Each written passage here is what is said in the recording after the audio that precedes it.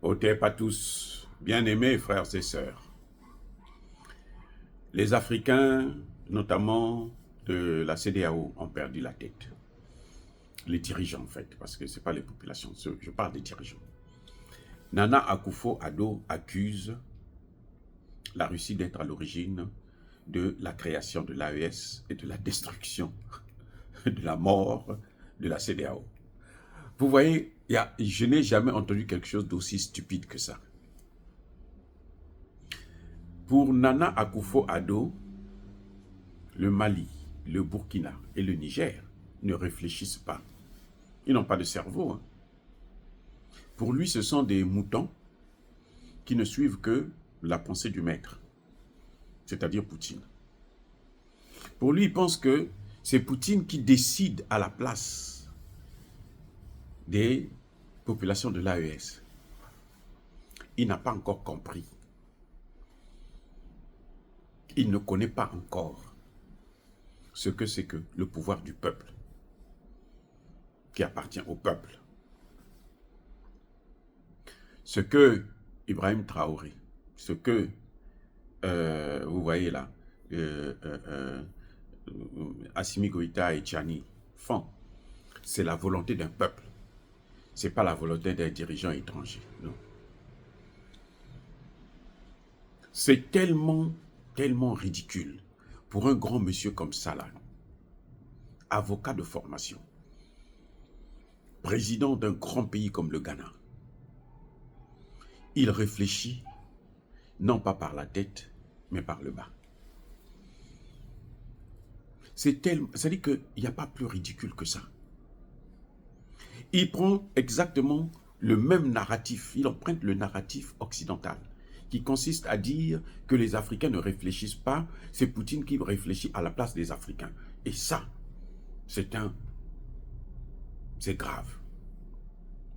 Je préfère de loin Bola Tinubu, qui dans sa folie, à un moment donné, quand il est dans des moments de lucidité, il sollicite la Russie pour venir l'aider à ramener ses frères, qu'il considère comme étant des brebis égarées, à revenir à la maison. Je préfère encore ça, que d'accuser celui qui n'a rien à voir avec ça. C'est la France. C'est parce que eux, ils ont suivi les décisions de la France. Ils ont respecté la volonté d'Emmanuel Macron. Ils se sont soumis à la volonté d'Emmanuel Macron, aux injonctions d'Emmanuel Macron. Et c'est lui, Nana Akufo, qui a commencé avec ça. Quand Macron disait « je veux appeler le président de la CEDEAO et lui demander de prendre les sanctions, nous allons les soutenir ». Qui était le président de la CEDEAO? Mais c'est Nana Akufo-Addo. Ce n'est pas Tartampion, non, c'est Nana Akufo-Addo. Donc, et nous, on avait confiance, on se disait, la France peut dominer les pays francophones parce qu'elle tient leur monnaie. D'accord, ça peut se comprendre. Mais elle ne peut pas dominer les pays anglophones. C'est là où nous sommes, c'est ça qui nous a plus révoltés, qui nous a rendu un peu dingue. Parce que comment le grand Ghana va se plier à la France? Comment le grand Nigeria va se mettre à genoux devant un petit comme Emmanuel Macron? Aujourd'hui, là, l'économie du Nigeria n'est pas très loin de celle de la France.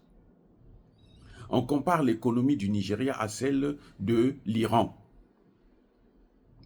Mais regardez combien d'ingénieurs l'Iran forme chaque année. L'Iran forme plus d'ingénieurs que toute l'Union européenne par an. La Russie forme 2 fois plus d'ingénieurs que les États-Unis. Donc quand Nana Akufo va se plier devant des gens comme ça, là, hein, la France, les États-Unis et autres, c'est qu'il n'a rien compris. Jusqu'à preuve de compte. Mais si c'est Poutine qui nous a permis, nous a sortis de la CEDEAO, ok, très bien. Mais qui a mis l'économie ghanéenne par terre? C'est aussi Poutine. C'est de ça qu'il devrait parler. Pourquoi l'économie ghanéenne et le Ghana est maintenant en situation de récession? Pourquoi?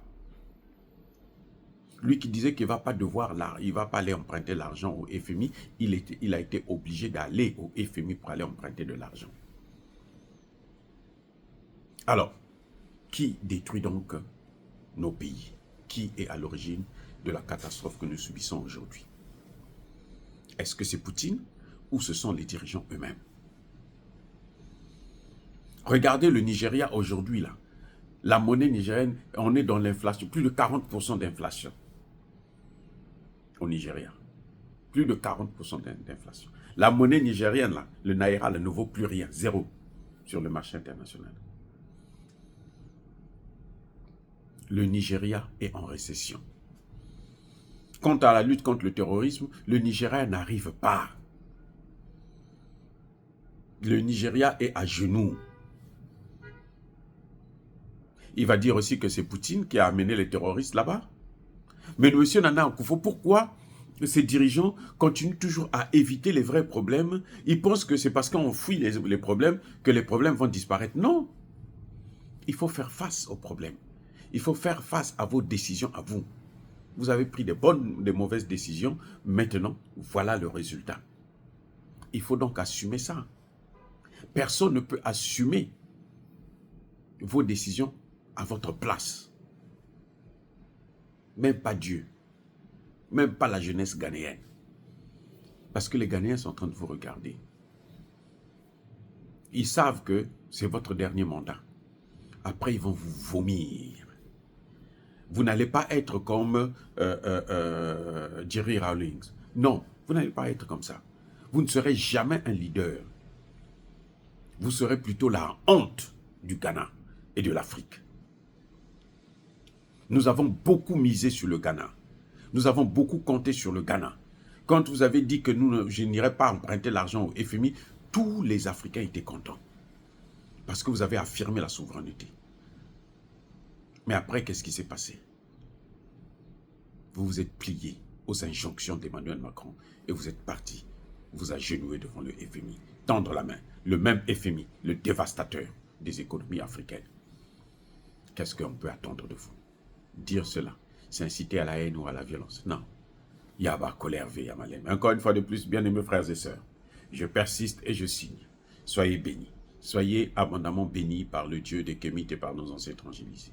Mais que tous ceux qui persécutent le continent africain, le pillent et le déstabilisent, qu'ils soient noirs, blancs, chinois, arabes, juifs, indiens ou qui qu'ils soient punis, maudits, foudroyés, neutralisés, écrasés, effacés par le Dieu des Kémites et par nos ancêtres angélisés.